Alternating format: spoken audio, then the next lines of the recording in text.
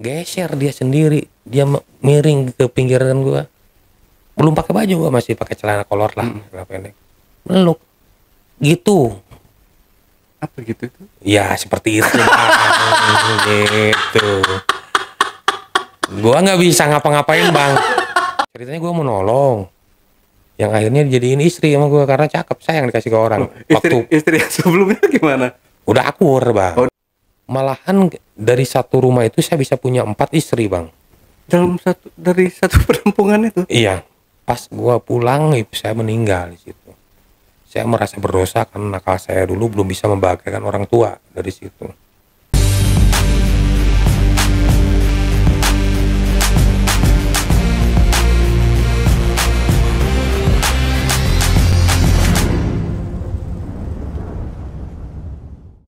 Assalamualaikum warahmatullahi wabarakatuh. Ketemu lagi ketemu dengan host paling tampan se-Bekasi dan sekitarnya, yang pastinya wajib diselamatkan dari kepunahan. Dalam segmen Cuble, curhat dong Bang Ale, di hadapan saya telah hadir seorang narasumber yang dulunya pernah menjadi seorang tenaga kerja Indonesia di Arab. Arab. Dan katanya juga narasumber kita ini pernah diperkaos sama wanita, 2 orang wanita. Kok bisa cowok tapi diperkosa sama wanita? Langsung aja kita sapa narasumbernya. Assalamualaikum. Waalaikumsalam warahmatullahi wabarakatuh. Pak Haji Deden ya. Karena udah haji dulu di sana. Iya, alhamdulillah. Bapak apa abang saya manggilnya? Abang aja ya, Bang Haji. Bang aja biar masih nyantai aja gitu bisa makan. Oke, jadi Bang Haji Deden ini juga sekarang itu sedang merintis sebuah channel ya Bang ya. Iya, betul. Channel di YouTube juga. Iya. Nanti channel YouTube-nya apa Bang? Kang Deden Dodet. Kang Deden Dodet. Iya, betul. Oke, nanti bisa kita cantumkan di sini ya, nama channelnya gitu. Jangan lupa subscribe juga. Oke, Bang Deden. Ini Bang Deden kayaknya jangan pakai Haji kalau jangan Pak Haji ya. Bang Deden aja ya. Akang boleh, ya. Boleh. Bang Deden. Jadi Bang Deden ini katanya pernah menjadi tenaga kerja betul. Indonesia TKI ya di Arab Saudi. Iya, betul. Dimana kan biasanya kebanyakan TKI atau TKW ya, iya, TKW yang menjadi korban mungkin mereka ada yang pernah juga menjadi korban penyiksaan, penyekap dan lain-lain gitu kan, banyak ya seperti itu. Dan ini laki-laki yang jadi korbannya ini. Mungkin Bang Deden bisa ceritain dari awal dulu aja nih Bang Deden ya. Seperti apa sih itu Bang Deden kok bisa menjadi seorang tenaga kerja Indonesia di sana itu? Ya berawal dari saya berangkat ke Saudi itu nggak ada niat sama sekali Bang, nggak ada niat sama sekali kita bisa berangkat ke tanah suci atau berangkat kerja ke Arab Saudi. Itu dikarenakan saya dulu anak nakal Pak Bang. Oke. Saya sangat nakal sekali. Jadi orang tua saya almarhum orang tua saya udah nggak sanggup mungkin mendidik saya dulu, karena susah dibilangin lah gitu. Ya mungkin saya punya kakak ipar di Arab Saudi, ya mungkin dia sering curhat sama ibu saya sama kakak saya yang di Arab Saudi. Akhirnya pas dia pulang dia bawa pisah, calling pisah namanya. Oke. Iya, datang nemuin saya disuruh berangkat bareng sama dia. Tentu saya menolak, saya nggak kepikiran ke sana, orang lagi senang-senangnya kita hidup di luar gitu kan. Masa-masa remaja, dan itu saya sudah menikah Bang. Sudah menikah itu, saya nakal itu udah menikah, karena memang istri saya dinafkahin dari hasil usaha orang tua saya, dikasih tempat usaha gitu, jadi saya bebas, saya udah dapat di situ semua gitu. Ya saya tambah nakal lagi, akhirnya saya berpisah dengan istri saya yang dulu. Gitu. Nah, kakak saya kebetulan datang nih. Saya dibawa ke penampungan dulu, ada namanya pelampungan Pak, Bang. Penampungan karena sekarang mah nggak ada penampungan ya, untuk tenaga kerja itu dia bisa stay di rumah. Nanti ada pemanggilan baru berangkat. Kalau dulu ditampung dulu di penampungan. Ada yang 3 bulan, ada yang 2 bulan belum diberangkatkan. Saya baru datang ke situ karena saya calling visa, cuman seminggu proses PAP, bikin paspor, berangkat saya. Yang 3 bulan belum pada berangkat, yang udah nunggu di situ. Akhirnya singkat cerita saya berangkat ke tanah suci, ke Arab Saudi. Di Arab Saudi yang namanya kita anak kampung lah, baru datang, kita lihat turun dari pesawat, lihat apa atas-atas itu kelihatan semua dari ujung ke ujung. Dari situ ujung ke ujung. Kita mau balik lagi ke pesawat, orang saya dimarahin sama pramugari, ngapain balik lagi, mau pulang lagi, diketawain saya. Ganti pesawat katanya, yang namanya dari kampung kita nggak tahu ya, kayak angkot aja gitu kan. Akhirnya singkat cerita saya tiba di mes tempat kerja saya.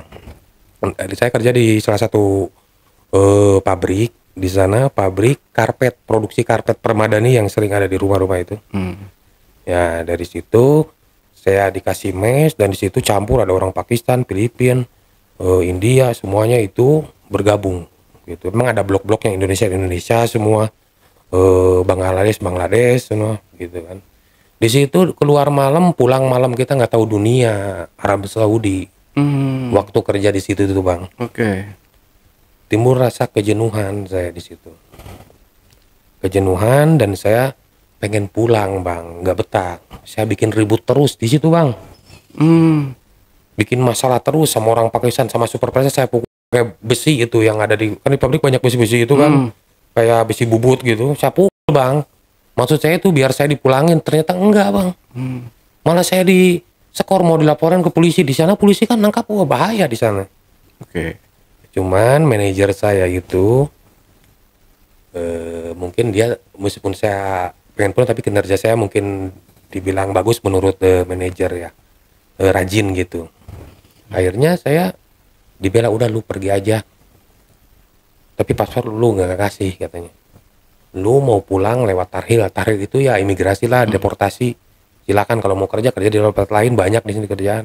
Akhirnya mulai dari situ bang.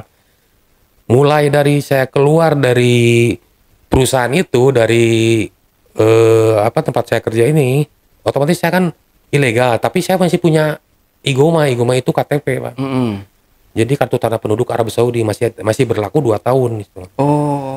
Gitu. Jadi saya masih bebas kemana-mana, ke Mekah, Madinah, Jeddah, Mekah, Madinah bisa bebas, karena di perbatasan saya diperiksa sama zawajat atau polisi di sana.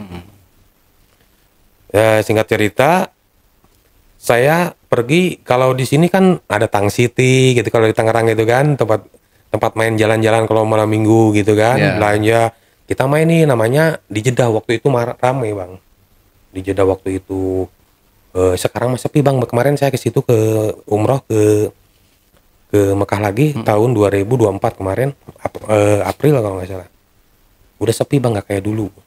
Waktu itu ramai bang di situ, TKW, TKI ngumpul di situ bang, yang ilegal, yang resmi gitu kan. Di situ ada semua. Cuman kebetulan kalau saya kan orangnya dulu itu penampilan itu pakai kaos, pakai kolor gitu. Keluar itu jadi disangkanya itu saya orang Filipina dulu itu. Jadi orang Indonesia sendiri nanya ke saya, katanya, kamu staka pare? Kamu staka itu apa kabar? Kebetulan saya bisa mabuti kabayan. Nah, seperti itu. Mabuti kabayan teh baik saudaraku gitu. Karena wajah Filipina sama Indonesia tuh mirip ya. Kalau laki-lakinya mirip, cuman kalau perempuannya ya agak mirip ke Chinese. Kalau lakinya mirip sama Indonesia. Percis, nggak ada yang beda. Jadi kadang-kadang kita salah.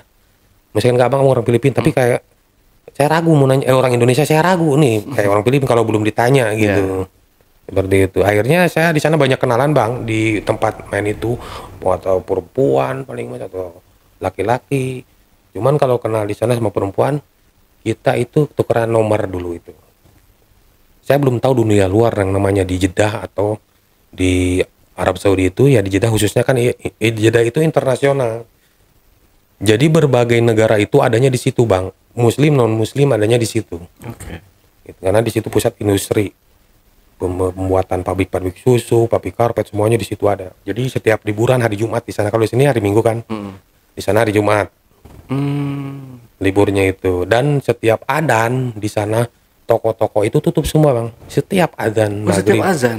maghrib, isya, subuh semua. Subuh bahkan jarang ada yang buka ya, kecuali di kota-kota besar itu sampai subuh 24 jam enggak tutup. Cuman waktu adzan pasti tutup.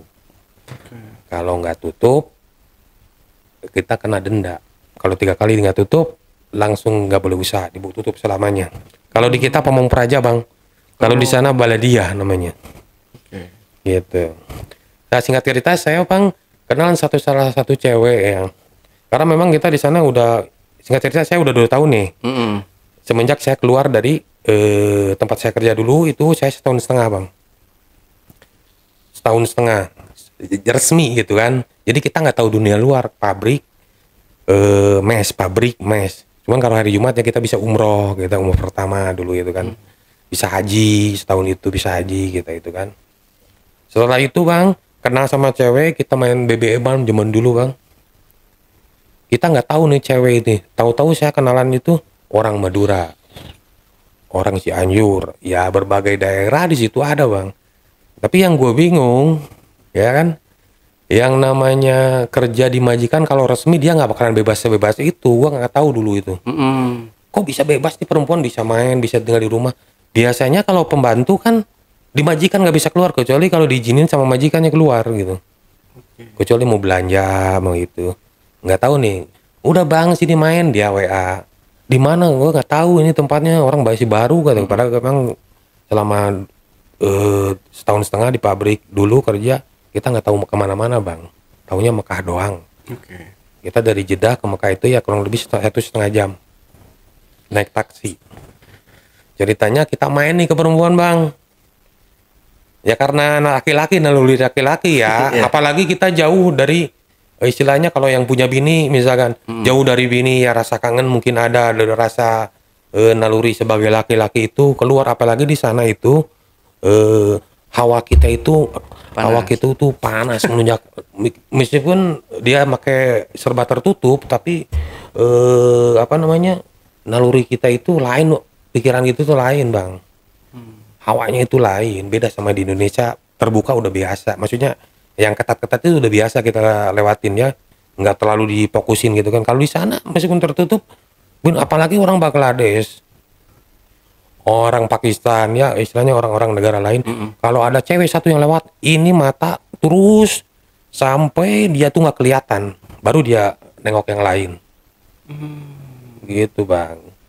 Jadi oh begini di Jeddah itu saya main disuguhin kopi, bang abang dari mana? Ya kan saya udah cerita saya dari Jawa Barat kata saya itu kan. Ngobrol sama perempuan itu di rumahnya itu. Saya tahu di situ tuh bang. Jadi kalau di kita itu kena kontrakan ya. Jadi kita bilangnya penampungan di sana itu bang. Kalau di sini kita nyawa rusun seperti itulah atau apartemen. Dan 2 kamar terdiri dari 2 kamar. Satu kamarnya itu dipakai hordeng bang. Jadi satu kamar itu jadi 6 orang. Jadi bersekat-sekat gitu bang.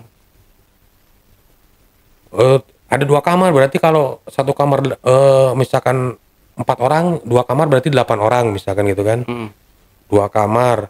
Nah kita main ke sana itu. Ini kita main ke orang ini nih yang kenalan gua di warung Indonesia di sana kan. Akhirnya pas di sana itu pada keluar semua bang. Kaget nih cewek kok banyak nggak pada kerja apa? Gue mikirnya gitu. Ternyata selama gua 3 jam di sana bang, cewek itu ada yang keluar. Setengah jam balik lagi. Dia kayaknya kayak orang capek gitu. Ngitung duit. Gua dapat duit nih. Cuman sebentar tapi kok dapat duit kata gua itu. Duitnya tuh ribuan real bang. Terus yang keluar lagi. Yang cewek yang satunya lagi misalkan di sana ada 8 orang. Pokoknya ada yang barengan 3 orang keluar. Pulang itu 1 jam kemudian dia pulang. Dapat duit lagi. Kan gua baru di situ kan nggak tahu dunia di situ kan. Wah, kata gua teh kerja apaan enak banget kata gitu. Gua aja nunggu gaji misalkan 2.000 real ya waktu zaman dulu itu 1.500 lah. Masih tergolong rendah dulu itu. Itu nunggu sebulan, Bang. Ini 1 jam. Coba bayangin, dapat duit 1 bulan itu, perempuan itu dapat duit 1 jam. Ya, gue nggak tahu kerjanya apa ya. Nah, belum tahu. Nah, kita ngobrol lagi sama cewek kanan gue, akhirnya ya sepakat lah kita misalkan deket lah seperti itulah. Udah gitu. Akhirnya saya kan setiap libur, iya setiap libur ke main ke situ gitu. Akhirnya pada kenal semua bang. Gitu. Nah, setelah itu kenal karena gua kan keluar dari perusahaan yang dulu kan kita tempat tinggal bisa ke sana ke sini kita belum tetap karena kita belum punya pengganti pekerjaan dulu itu. Tapi statusnya gua ilegal dulu di situ. Gua nggak punya majikan lagi, tapi gua punya Igoma ataupun KTP masih beraktif waktu itu. Tapi di situ ada nama perusahaan bang, KTP di sana itu ada nama perusahaannya, perusahaan tempat gua kerja di situ. Jadi kalau diperiksa polisi, nanti dilihat, oh ini perusahaan ini, nanti ditelepon perusahaannya bang. Tapi kalau kita bermasalah di sananya, misalkan dia memasakin, udah tangkap, masukin bui. Kalau dia denda misalnya, ini enggak, ya udah itu pegawai saya, jadi gua dilepasin lagi. Gitu. Jadi di sana tuh nggak bisa ketat, super ketat gitu bang, ketahuan. Nah setelah itu ya istilahnya sampai terjadi nikah gua di sana. Jadi kehidupan di sana itu gua nyaksiin sendiri di apa penampungan itu. Oh ternyata kerjanya seperti ini. Oh ternyata seperti ini. Dan di situ bukannya gua sombong bang ya. Itu mau sama gua semua bang. Oh, di penampungan situ. Iya. Kalau pacar istri gua nggak ada, ya dia kerja misalkan. Ya itu kan ya singkat cerita gua nikah sama dia kan. Oh iya. Dia kerja kan, kerja jadi pembantu. Yang lainnya itu kan ada di rumah, gua di rumah. Gua belum dapat kerjaan di situ bang. Deketin terus ya pokoknya hal yang tidak wajar lah. Deketin gua tuh dibikinin makanan baik-baik semuanya. Terus dia pergi dulu, datang lagi, yang ini pergi, yang ini datang, yang itu pergi gitu. Tapi duitnya banyak, tapi royal bang. Dia baik sama duit. Lu mau beli rokok nih beli, lu mau makanan apa nih beli. Gue jadi betah di situ. Selama gue 2 tahun di situ bang, nggak kerja bang, tapi duit dikirimin sama cewek-cewek itu. Enak banget ya. Nggak boleh, gue nggak boleh kerja gue. Oh. Kalau dibilang ya, gue kalau dibilang kalau gue bukan gitu, karena ada status nikah sama istri pertama dan ini juga nikah. Kalau di sana bebas kan nikah siri. Yang penting pas masuk teman, jangan satu jadwal kali ini. Kita ketemu jangan satu. Misalkan kita punya 4 nih cewek di sana. Jadi jangan 4-4-nya ada di situ. Yang ini kerja, ya kan? Tapi kalau yang kerjaannya kalau dibilang di sana itu sermuta itu jadi ya secara kasarnya jablak gitu. Itu mungkin nggak seminggu sekali dia pulang ke penampungan, dia bisa 2 jam pulang, kadang-kadang nginep semalaman. Kalau full time, kalau bahasa sini full time gitu ya, dia nggak pulang, mungkin dia bayarnya lebih gede mungkin gitu. Tapi duitnya orang-orang seperti itu bang, itu royalitasnya tinggi bang, bener. Asal dia suka sama kita, meskipun dia nggak memiliki kita, dia royal mah nggak rugi dia. Duit ribuan real itu nggak rugi. Kalau gue ngelamun di sana ngelamun gini, lu kenapa ngelamun? Ini gue sayang. Kalau lo bilang sayang itu udah biasa meskipun di depan istri gue. Lu apa namanya? Gue ada kebutuh di kampung tapi gue belum. Ya udah, gue kirimin. Yuk kita ke Balai Indonesia kan di sana ada pengiriman di toko Indonesia itu bisa ngirim di sana uang. Bisa lewat Western Union kan dulu itu di sana itu.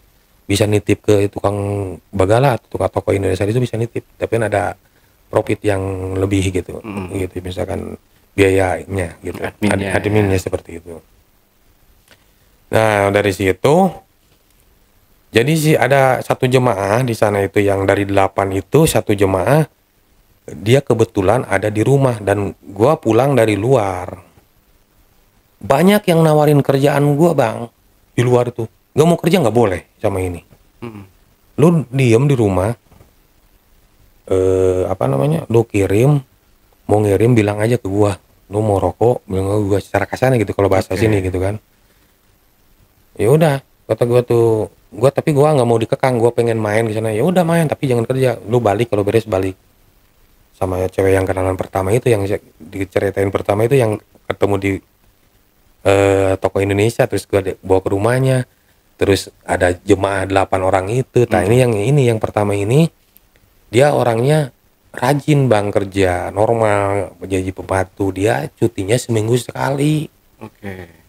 Jadi tiap hari Jumat dia pulang Ke baru. penampungan itu. Iya, yang 8 itu kan di situ semuanya. Suatu saat orang itu pulang pada mabok, yang 3 orang di situ itu. Hmm. Gitu. Pada mabok pulang tuh bang, udah habis. Kalau di sana ajima itu pesta. Pesta apa namanya? Pesta ya gitu ya, sama orang Arab. Nanti disawer uang realan, ribuan real disawer sama sultan-sultan seperti itu bang. Sultan-sultan Arab, dibilangnya sultan Arab. Nanti pulang itu bawa duit 3 pokan bang. Nah, duit pulang ke rumah itu belaratan di kasurnya dia itu. Kalau gua niat ambil gitu, enggak, gua nggak pernah ngambil. Nuh, kalau disuruh mandi nu ambil. Baru gua ambil, beli rokok, mau beli kuota atau apa semua gitu. Bayar rumah. Kan gua di situ bayar juga, jadi sekat lagi. Jadi tadinya 8 sekat, gua di tengah di ruang tamu. Ada disekat lagi. Gua sama yang Istri itu iya tadi. gitu, Bang. Ceritanya. Sekat lagi, setelah itu nah gue lanjut lagi ya, yang itu aja, yang 3 orang itu mabok gitu tuh. Ya biar kita nyambung gitu. Gue lagi tidur, yang satu tidur di pinggir gue ya sambil nonton TV di ruang tamu itu kan. Kalau kalau belum waktunya itu si orangnya itu dibuka bang, pas sekat itu kayak tirai itu. Oh. Kalau mau tidur di tirainya ditutup gitu. Berarti bukan kayak dinding gitu, dia tirai aja. Tirai bang. Jadi kalau kan namanya di sana itu single semua bang. Cuman kita aja yang itu. Oke. Nah kebetulan di situ saya jadi mas'ul tadi. Jadi ada laki satu saya. Jadi mas'ul itu jadi yang ngurus semuanya di situ, rumah itu. Kayak pembayaran rumah, kontrakan itu kan sebulan sekali bayar. Misalkan 2.000 real sebulan. Nah itu dia ngasih ke gue semuanya, dikumpulin patungan, taruh gue, tapi ada lebihnya gitu, untuk bayar listrik, untuk apa semuanya dia mas'ul gitu. Yang 3 orang itu dia tidur di sini, tidur di kanan, terus gue tidur. Pas gue balik kan terus ini siapa? Rasanya istri gue belum balik gitu. Pas diliatin, weh lu ngapain di sini, bang? Gue sebelumnya lu masih demen sama lu, cuman ya apa namanya, gua nggak enak sama temen gua ya, istri saya gitu. Dari lu dibawa ke sini itu gua suka, kamu ya gua suka juga bang, yang belakang di pinggir gua gitu kan. Kata gua tuh jangan gitulah gitu kan, nggak enak. Karena saya masih normal nih hati, belum saya seluas kemarin-kemarin. Oh begini kehidupan di sini itu, yang namanya laki-laki bang, tahu sendiri gitu, digoda terus. Setelah 2 itu kelar gitu ya, secara singkat kelar gitu ya kan, secara kasar. Satu lagi yang keluar dari kamar mandi kan, yang satunya lagi kamar mandi. Yang 2 itu tidur, nggak tahu pura-pura, nggak tahu apa namanya, benar tidur. Geser dia sendiri, dia miring ke pinggiran gua. Belum pakai baju, gua masih pakai celana kolor lah, celana pendek. Meluk gitu. Apa gitu tuh? Ya seperti itu bang. Gitu. Gua nggak bisa ngapa-ngapain bang. Seumur hidup gua baru itu, seumur hidup gua baru ngalamin seperti itu. Ternyata gua selidiki emang di Arab Saudi, di Jeddah itu seperti itu. Gua main ke penampungan karena kita kan sering main di ya semacam Tang City gitu, kata banyak kenalan lagi. Gua main lagi situ, gua main lagi situ. Ternyata di gua doang yang kayak gitu bang. Oh. Jadi intinya di sana itu karena memang banyak laki-laki yang terutama supir ya. Supir itu kan dia kalau yang resmi dia nggak cuman tinggalnya di kamar supir. Kalau majikannya miswar, dia baru keluar nganter madamnya gitu, belanja atau shopping atau ke salon gitu. Dia kadang-kadang jarang ada kesempatan untuk berkumpul seperti orang-orang bebas di sana gitu, nggak ada nggak ada ikatan ke majikan asli gitu, yang ilegal itu. Jadi bebas di sana bang hidupnya, gitu. Di sana bebas. Jadi menurut gua kalau dibilang kelas seks bebas itu di sana ada. Cuman memang ada daerah tertentu bang tertutup. Kalau di Indonesia kan kayak tempat-tempat prostitusi kan terkenal ini namanya gitu.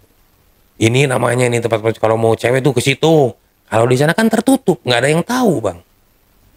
Jadi di Arab Saudi itu pintu itu semua tertutup, nggak ada yang terbuka kayak di kita. Kita kan kadang-kadang gerbang kebuka, Ya. cuek. Di sana itu kalau orang masuk udah rapat-rapat tutup. Jadi kita mau ngelakuin di dalam itu nggak ada yang tahu. Oh, nggak ada yang grebek apa-apa gitu. Nah itu sewaktu-waktu kalau hanya banyak laporan. Kalau di kita itu intel, di sana mubais. Jadi kalau kita sering masukin, nih ya di setiap gedung itu kan pasti ada. Kalau di kita security, kalau di sana namanya haris. Haris itu security. Biasanya kalau ada yang ada security-nya itu nggak bisa sembarang masuk. Kayak di kita mas klaster gitu kan. Klaster perumahan klaster seperti itu kan itu ya security-nya ketat. Kita masuk aja ke KTP kita diperiksa gitu kan. Tapi yang penampungan yang biasa yang agak kumuh-kumuh dikit itu tanpa penjagaan jadi bisa masukin keluar. Karena orang yang jadi intel itu ada tetangga sebelah, kita lihatnya dari jendela banyak liatin, kita mah nggak ngeliat dia tapi dia ngeliat kita. Ada yang laporan ke polisi, ini keluar masuk terus tengah malam nih di sini. Ya cepu kalau kita malah. Akhirnya digerebek, dapat bawa mobil deportasi, mau ke sekretariat dulu, ke penjara dulu, deportasi. Itu kalau diperiksa dulu, nanti sidik jari, kalau memang dia dulunya kerja di majikan bermasalah, nanti dibalikin lagi ke majikan yang dulu. Kalau tidak bermasalah, kata majikannya itu, kan itu kan sidik jari langsung keluar katanya dia, di imigrasi itu. Kalau bermasalah, dia ditahan. Tergantung majikannya yang dulu memaafkan atau suruh pulang aja, atau mau ditahan ini orang penjara dulu.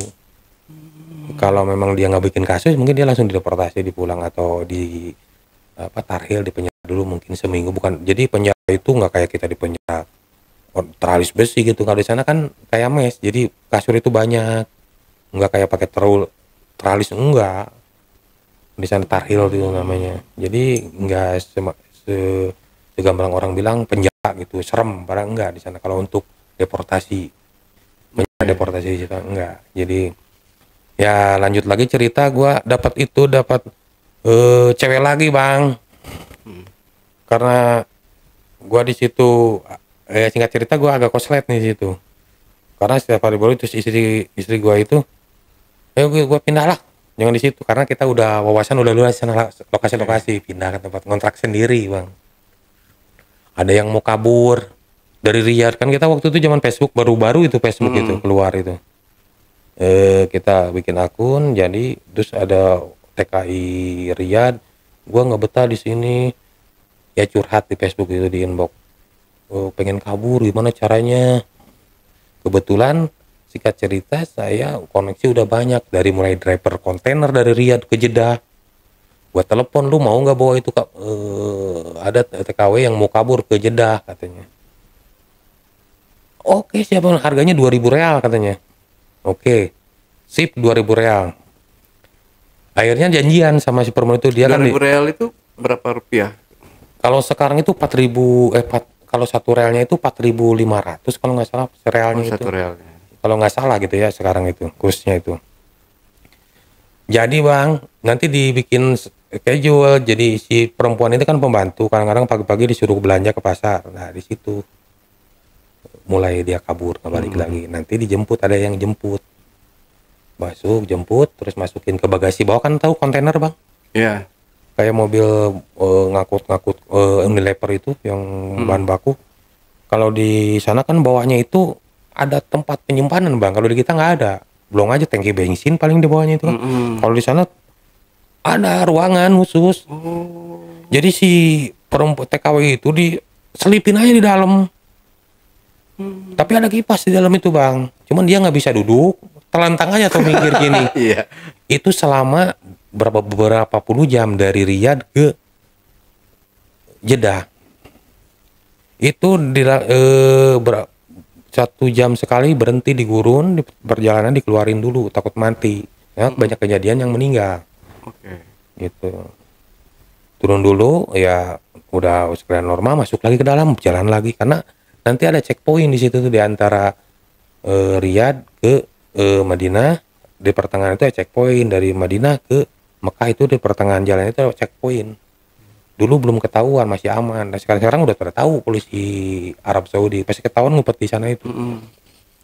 Nah singkat cerita nyampe lah ke Jeddah, gue jemput. Ternyata bang, ceweknya cakep banget bang. Nah ceritanya gue mau nolong, yang akhirnya dijadiin istri sama gue karena cakep, sayang dikasih ke orang. Istri yang sebelumnya gimana? Udah akur bang. Oh, udah aku. Jadi singkat cerita akur. Jadi sembunyi-sembunyi dulu gitu, cuma satu rumah. Gue taruh di rumah kan, bikin sekatan kamar lagi. Ini jemaah pertama. Gua hidup punya penampungan. Jadi ada 2 kamar, jadi yang satu kamar dulu dia. Saya satu kamar. Dia berani bayar kan, satu kamar sekian, misalkan harga 2.000 kan. Dia 1.000, gua 1.000. Jadi bagi 2. Nanti kalau ada jemaah lagi berarti bagi 3. Gitu, seperti gitu, Bang. Udah cerita nama itu, dia mau kerja. Gua cari kerjaan. Cari pekerjaan nih, info-info ada kerjaan, jadi ngurus anak doang, gajinya 2.500. Memang gaji di sana itu bang ketinggian yang ilegal daripada yang resmi. Karena memang majikan itu nggak perlu ngurus visa, tiket, semuanya. Tahu air kerja di sana kan dia ngeluarin biaya, makanya dia berani gaji gede di samping dibanding yang resmi. Ya cerita begitu bang ya.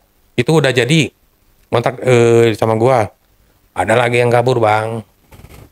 Seperti itu lagi bang. Sampai ada 8 lagi di situ sama seperti dulu. Yang kerja pembantu semuanya akhirnya bosen. Ada yang jadi jablay, ada yang kerja di salon, ada yang dinikahin sama orang Bengali. Bengali itu Bangladesh. Ada orang yang dinikahi orang yang Pakistan, ada dinikahi orang Arab. Akhirnya pada punya anak, dari ditinggalin semuanya. Akhirnya balik lagi ke penampungan gua, punya anak, kerja enggak, yang tanggung jawab siapa? Oh, berarti bener ya, banyak yang orang-orang seperti yang dulu tuh ya, pernah viral juga. Iya. Ada seorang TKW yang dia melakukan hubungan badan sama orang Bangladesh. Banyak bang seperti itu.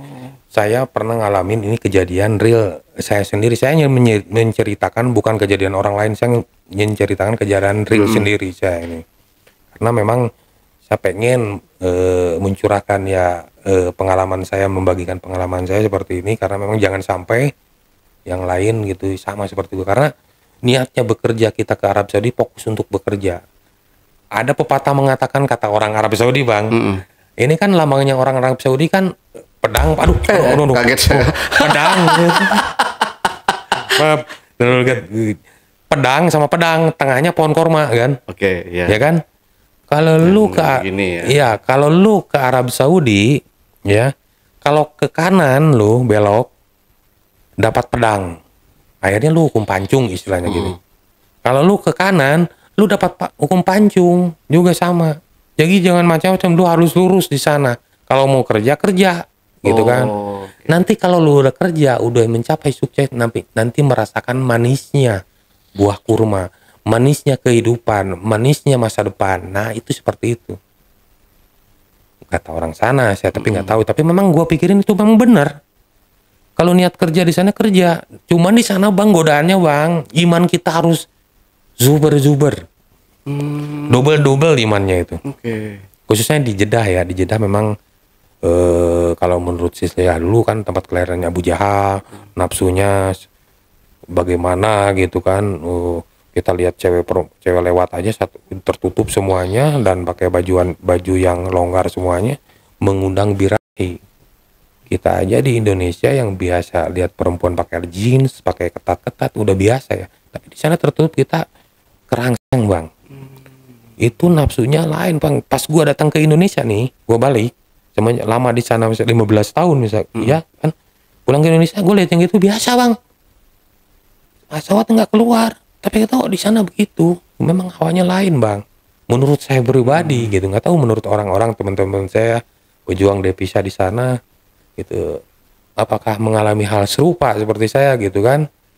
Jadi intinya di sana itu saya pengalaman saya mengenai hal penampungan itu ya bang, penampungan yang identik dengan seksualitas itu banyak, barangkali salah satunya yang saya ceritakan barusan, dan selanjutnya seperti itu. Malahan dari satu rumah itu saya bisa punya 4 istri bang. Dari satu penampungan itu. Iya. Di sana itu laki-laki dicari perempuan kebanyakan, tapi nggak semuanya ya. Karena memang perempuan mungkin butuh perlindungan atau memang yang namanya hidup di negara orang mungkin nggak ada yang ngebelain, yang ngelindungin atau gimana mungkin gitu ya. Apapun laki manapun misalkan yang punya istri pun di kampungnya itu bakalan nggak kuat tuh sama godaan-godaan seperti itu. Singkat cerita gue bang, ceritanya gue ada kerjaan nih karena gue sering nongkrong di Bakso Mang Udin, namanya ada kafe Bakso Mang Udin, sering nongkrong di sana, saya sering bantuin bang di sana di Jeddah dulu. Yang makannya itu jemaah umroh semua bang. Akhirnya udah lu kerja di situ, oke. Kata gue tuh, istri gue yang kemarin kan kerja, biarin gue mau di kemana, mending gue punya kesibukan sendiri daripada di rumah terus, daripada di rumah gitu kan bosan, jenuh juga. Meskipun semuanya ada, tapi kan gue butuh kebebasan bang, cari suasana gitu. Akhirnya gue kenal salah satu travel yang jemaahnya gue layan, gue sebagai waiter dulu itu ya, nganterin bakso, pesan ini gue kasih. Akhirnya setiap tahun dia datang bang, pasti ngebakso di situ dan nanyain gue, bang Dedenya kemana? Kebetulan gue lagi libur. Nggak ada bu, lagi libur, kata yang punyanya itu. Tolong minta nomor teleponnya, suruh ke sini. Gue lagi tidur bang, ditelepon sama bos gue ini yang punya apa ini. Dan sini nih ada jemaah yang nanyain siapa. Ibu yang sering lu layanin, oke. Gue nggak sebutin namanya ya, si ibu ya. Karena ini kan media masih sampai sekarang masih bekerja seperti itu di dunia traveling ya. Pas ketemu, gue dikenalin sama ibu, ketemu ya, ngobrol-ngobrol masalah pekerjaan yang gue tawarin kerjaan lu. Karena di sini ada jemaah gue yang mau datang 2 grup, tapi handlingnya yang jemputnya nggak ada. Lu mau nggak ngejemput, bantuin gue, katanya. Jemput gimana bu caranya? Gue kan ngerti cara ngejemput jemaah gimana di bandara itu. Terus ke hotelnya nyamperinnya gimana, terus nyiapin bisnya harus gimana gitu kan. Itu kan harus tim handling yang handle semua. Nanti gue ajarin katanya, nanti gue kenalin sama temen tim gue, ada namanya, boleh disebutin Bang Iwan dari Makassar. Gue diajak, ini cara jemput jemaah begini. Akhirnya gue fokus di situ kan. Yang sehari-hari gue seperti itu, yang gue ceritain dulu sama perempuan gitu, tiba-tiba gue jauh bang, kehidupan seperti itu. Malahan sama istri gue juga tinggalin. Gue udah nyaman di pekerjaan ini dan ibadah terus bang, umroh tiap hari gue. Deket ya. Iya, umroh tiap hari. Umroh dalam konotasi apa nih? Umroh beneran. Oke.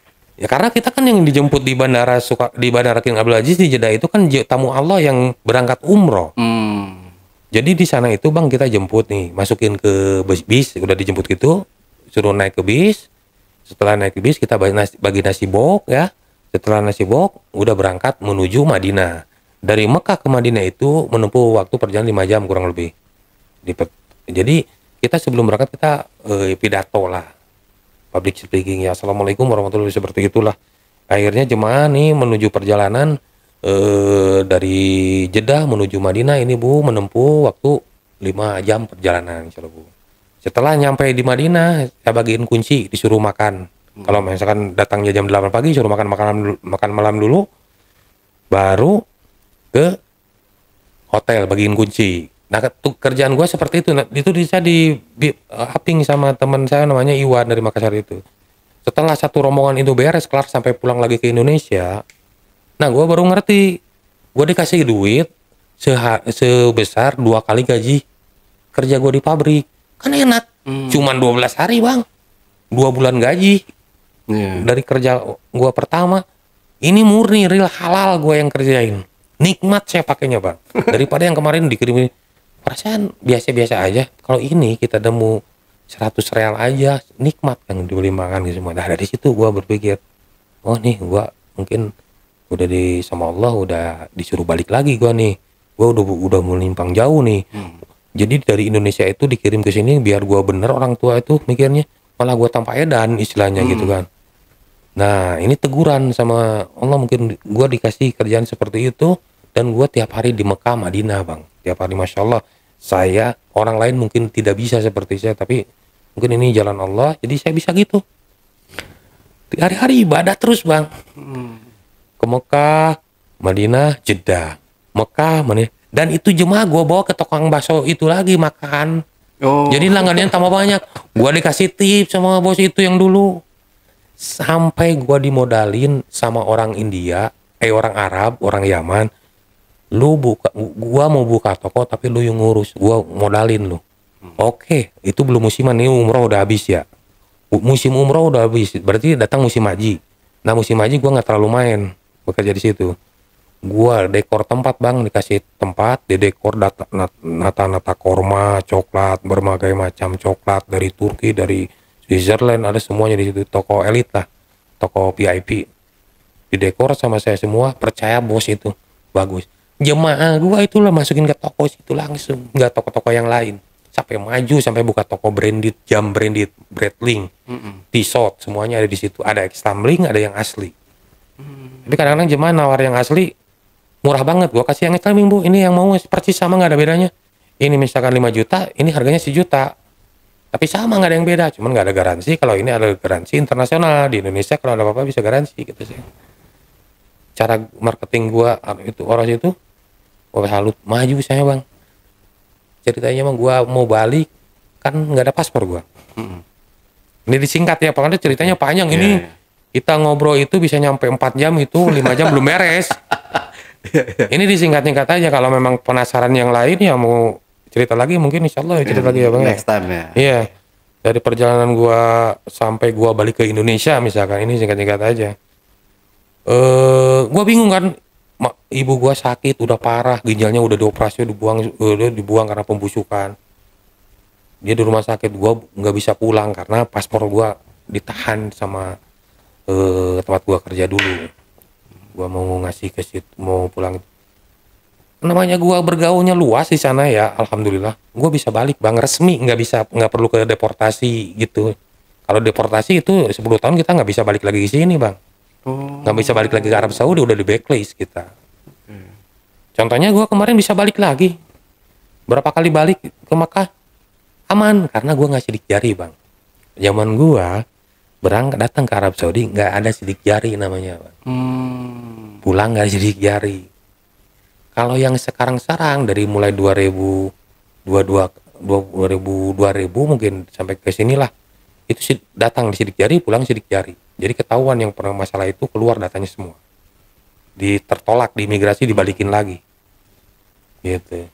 Kebetulannya gue nggak ada sidik jari. Waktu ada sidik jari di tempat gue kerja yang pertama di pabrik itu, gue nggak hadir. Tidur gue itu kebetulannya. Jadi kan datang ke mes itu bang pakai mobil kontainer itu kan, tapi mobil kontainer itu kantor gitu bentuknya, si kotaknya itu yang belakangnya itu, di situ basmanya, sidik jarinya itu. Gua nggak hadir, orang mah di basma semua, di sidik jari semua. Gua mah kagak tidur karena waktu itu shift malam, shift siangnya gua tidur gitu kan. Orang udah beres gua baru bangun, jadi nggak sempet. Tapi nggak ada yang nyariin gitu, nggak lu belum basma atau gimana, enggak. Sampai gua balik aman bang.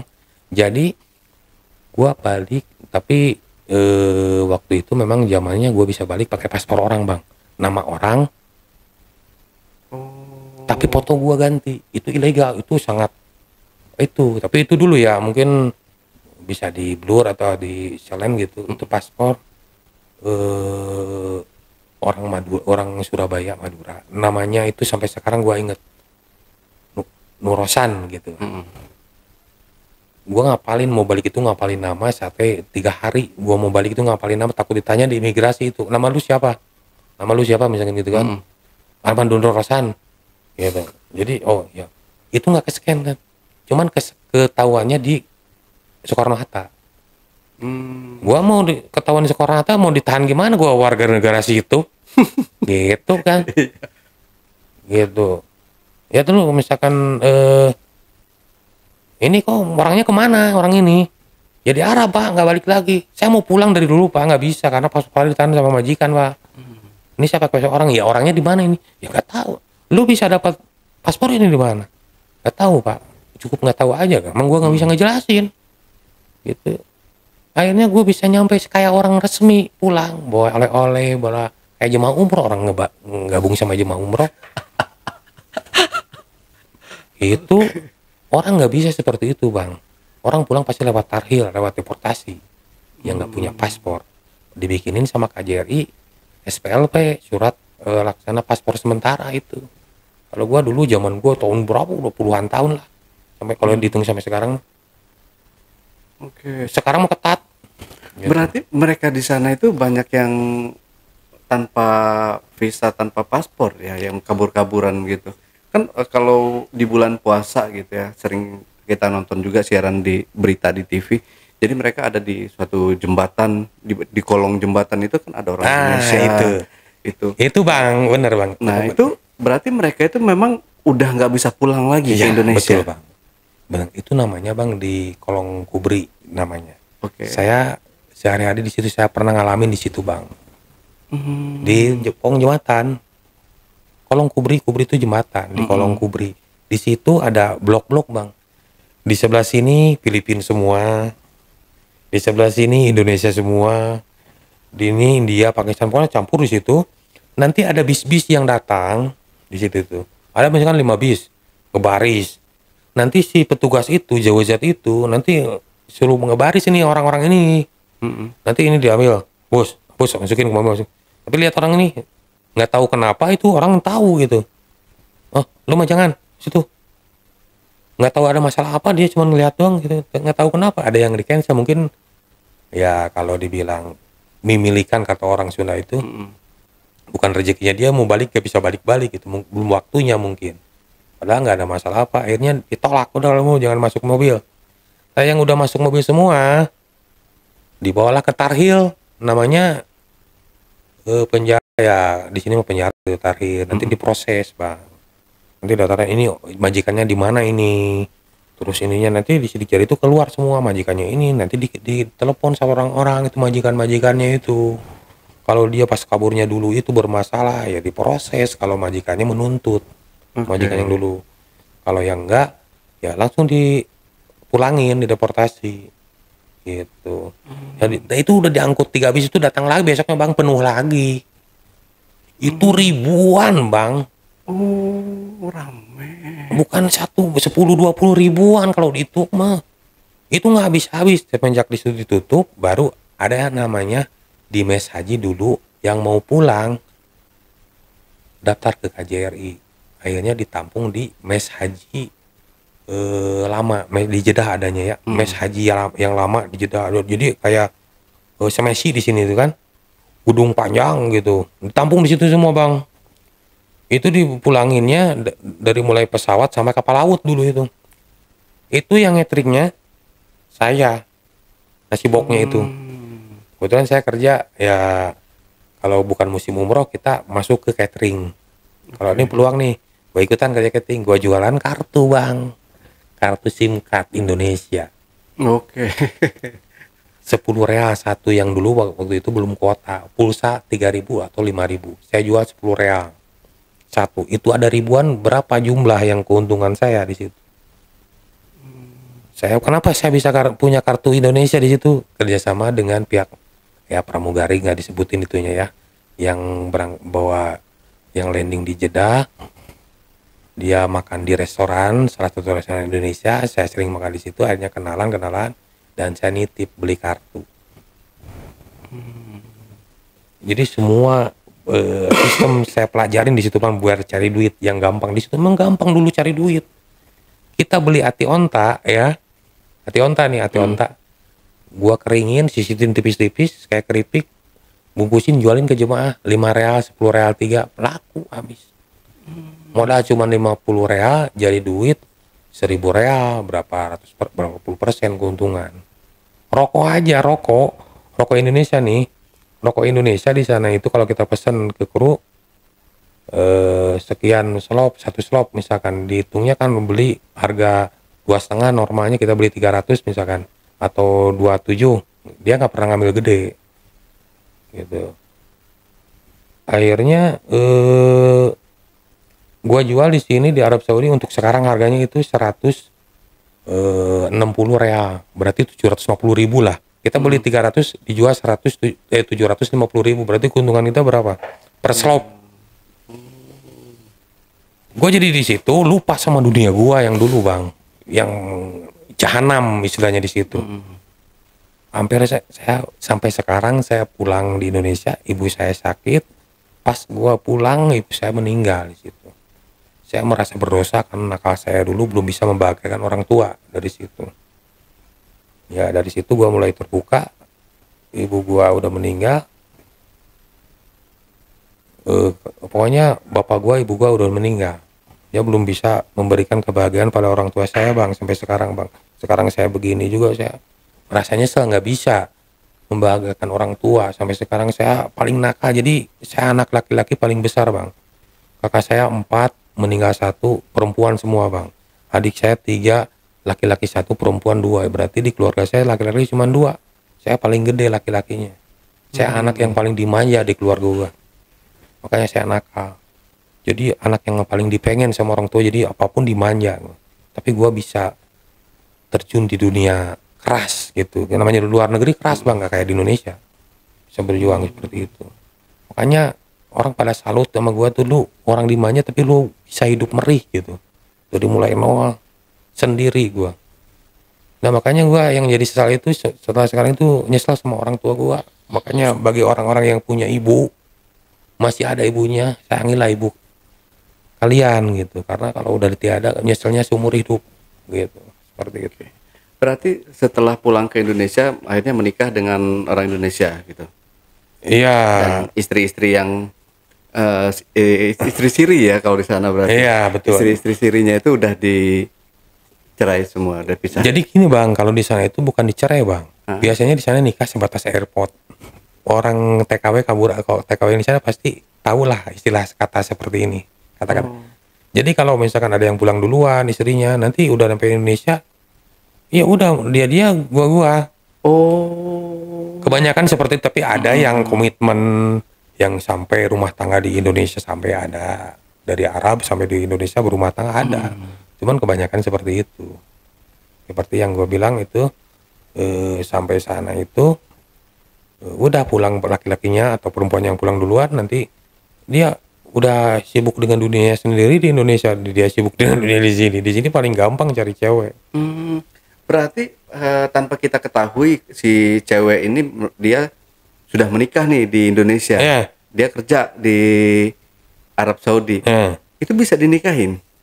jadi gini bang, bisa aja bang. Jadi misalkan gini nih, ada yang perempuan ke Arab Saudi, dia ngaku janda di Arab Saudi, padahal dia punya suami di Indonesianya. Ada yang seperti itu bang. Gua alamin sendiri bang. Oke. Gua alamin sendiri.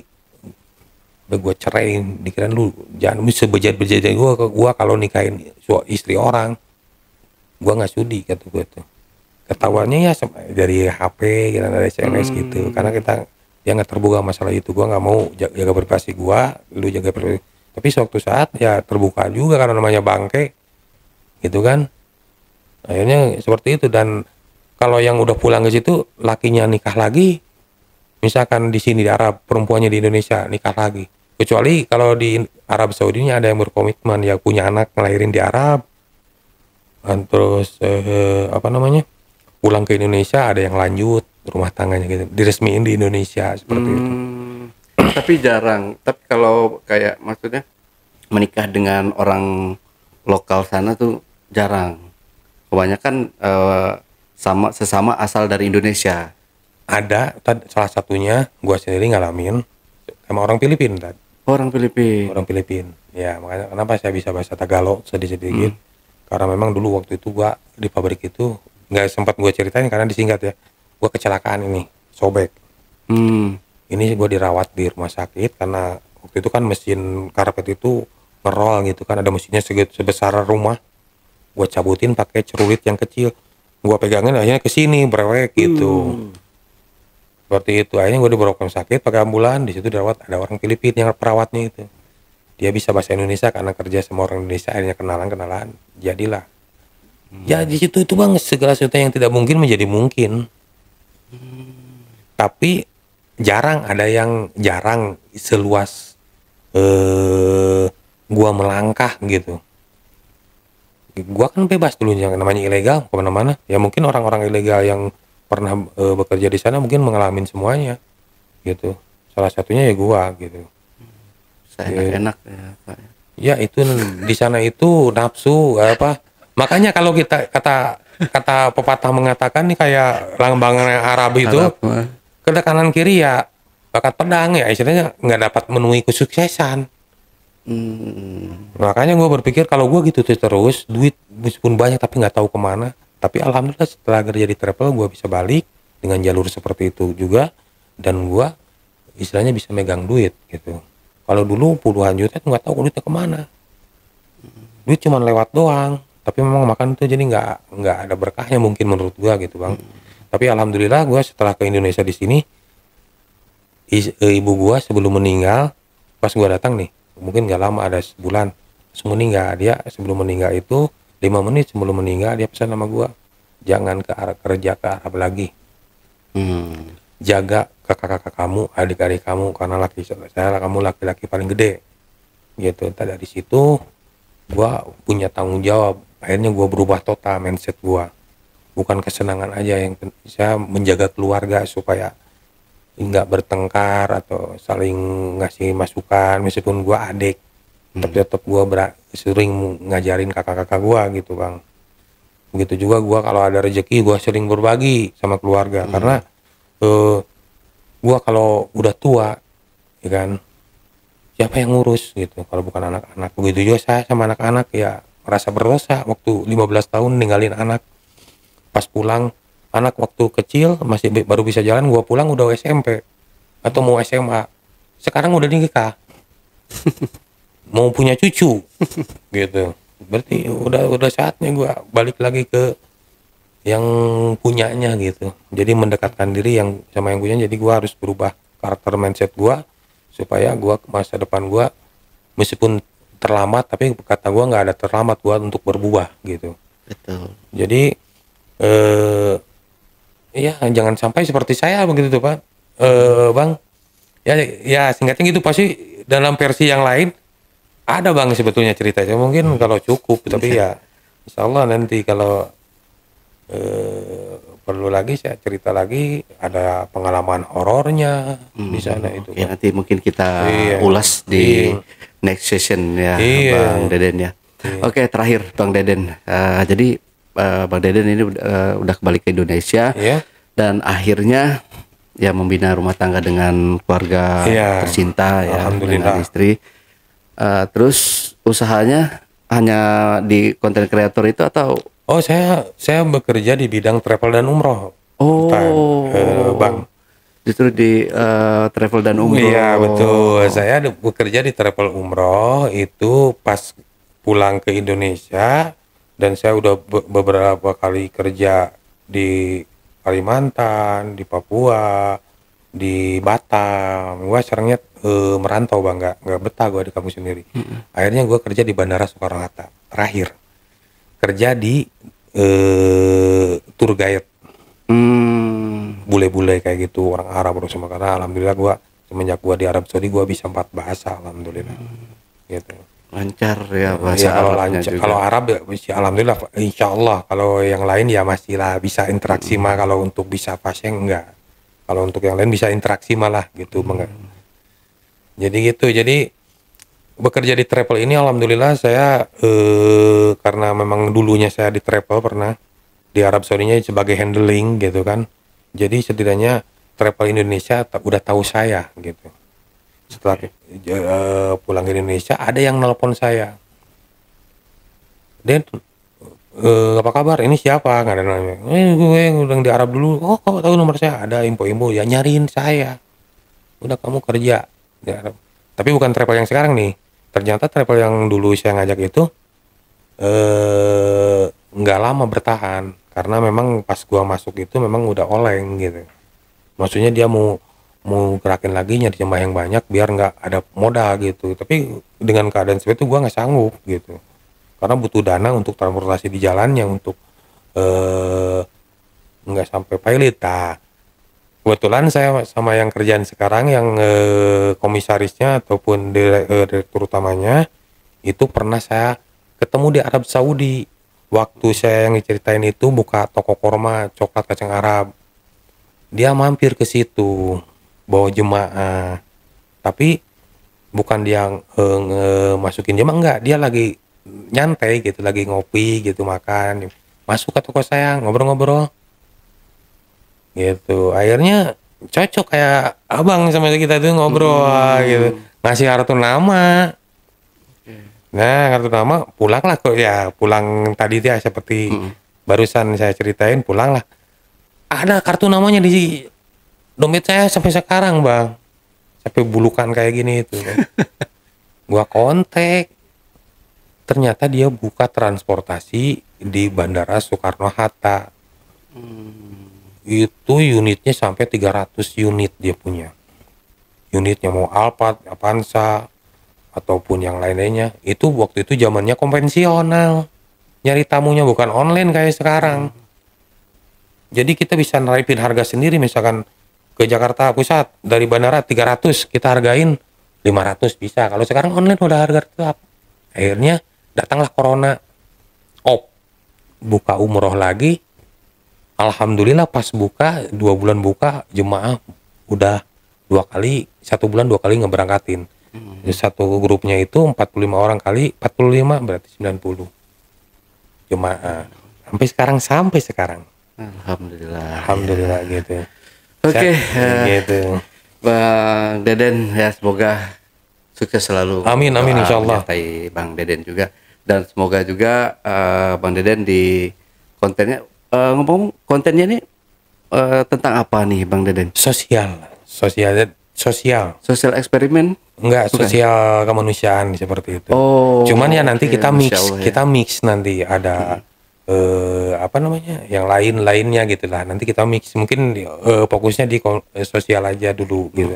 Karena ini awal pertama, Bang. Masih meraba, masih meraba konten apa nih? Kita masih belajar juga gitu. Ya. Oke, pokoknya sukses di usaha, di channelnya juga, Bang.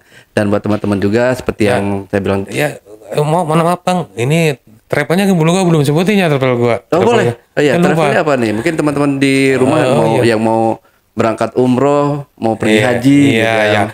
Bisa dicek juga kan izin legalitasnya, kita ada juga, Bang. Kita dicek di Google, di Kemenag itu ke izin legalitasnya ada. Namanya PT Gaharu Indah Wisata. PT Gaharu Indah Wisata. Di TikTok, di YouTube, di itu ada semua gitu. Oke. Tinggal klik aja gitu. Mantap. Nanti kita cantumin deh nama travelnya di bawah ini ya, buat teman-teman. Pokoknya udah dijamin legal ya, Bang ya. Legal itu ada izin jelas, izinnya jelas gitu. Oke, takutnya dulu tuh kayak yang mana yang di penjara yang itu first travel.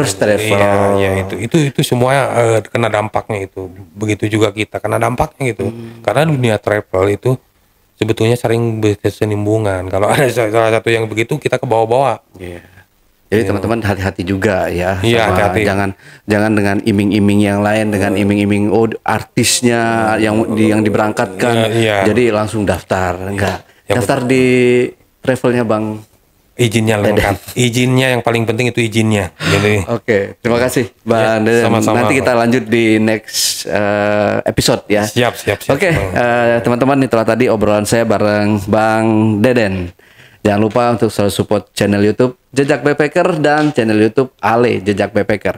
Buat teman-teman juga yang punya pengalaman menarik dan ingin bercerita langsung di studio Jejak Backpacker, teman-teman dapat menghubungi admin melalui nomor WhatsApp di 0858 47683 atau di 0852 1234 5683. Dan buat teman-teman juga mungkin kejauhan untuk datang langsung ke studio Jejak Backpacker, teman-teman dapat mengirimkan cerita kalian melalui email di admin@jejakbackpacker.id. Wassalamualaikum warahmatullahi wabarakatuh. Waalaikumsalam warahmatullahi wabarakatuh. Bang Deden, Pak Aji, makasih nih Sama-sama. atas waktunya sudah berbagi cerita di channel Ali Jejak Iya, Backpacker. sama-sama, Bang. Pokoknya seperti yang saya bilang tadi, saya doakan dan mungkin teman-teman juga di rumah doakan juga Bang Deden usahanya selalu diberikan kelancaran, kesuksesan. Amin. Amin. Sampai jumpa.